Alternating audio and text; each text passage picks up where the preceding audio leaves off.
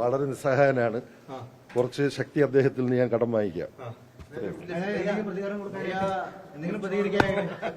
അല്ല, അതായത് ഇപ്പൊ അവിടുന്ന് പറയുന്നത് നിസ്സഹായനായി നിൽക്കുന്നത് കണ്ട് വിഷമം തോന്നിയെന്നുള്ളതാണ്. ഈ നിൽപ്പ് കണ്ട അറിഞ്ഞൂടെ നിസ്സഹായനാണെന്ന് മനസ്സിലായില്ലേ?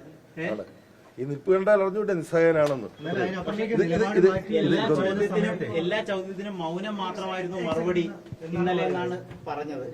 അതിൽ വിഷമമുണ്ട്. കാരണം ഇന്നലെ ഉച്ചയ്ക്ക് ഭക്ഷണം പോലും കഴിക്കാതെയാണ് ഡി രാജ വന്നത്. അങ്ങനെ അത്രയും ഗൗരവത്തിൽ വന്നിട്ട് PM ശ്രീയെ കുറിച്ച് കേരളത്തിലെ വിദ്യാഭ്യാസ മന്ത്രി വി ശിവൻകുട്ടി വിശദീകരണം നൽകിയിട്ടുണ്ട്. അത് CPI ഓഫീസിൽ പോയി ബിനോയ് വിശ്വത്തെ അറിയിച്ചിട്ടുണ്ട്. ഇന്നലെ CPIയുടെ ജനറൽ സെക്രട്ടറി ഇവിടെ വന്നു. ഞങ്ങൾ തമ്മിൽ സംസാരിച്ചു. ഞങ്ങൾ സംസാരിച്ചിട്ട് ഇതുമായി ബന്ധപ്പെട്ടുള്ള വിഷയം കേരളത്തിൽ ഗവൺമെന്റുമായി ബന്ധപ്പെട്ടവർ അവിടെ ചർച്ച ചെയ്താണ് പരിഹരിക്കേണ്ടത്. സാമാന്യ ബുദ്ധിയും യുക്തിയുള്ള ആർക്കും ഇത് മനസ്സിലാവും. ഇവിടെ ഇരുന്ന് CPMന്റെ ജനറൽ സെക്രട്ടറിയും CPIയുടെ ജനറൽ സെക്രട്ടറിയും കൊണ്ട് തീരുമാനിക്കേണ്ടതല്ല.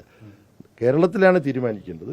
കേരളത്തിൽ തീരുമാനിക്കുന്നതിന് എന്ത് സഹായം അഖിലേന്ത്യാ നേതൃത്വത്തിൽ നിന്ന് ആവശ്യമുണ്ടോ അത് ഡി രാജയും ഞാനും നൽകും.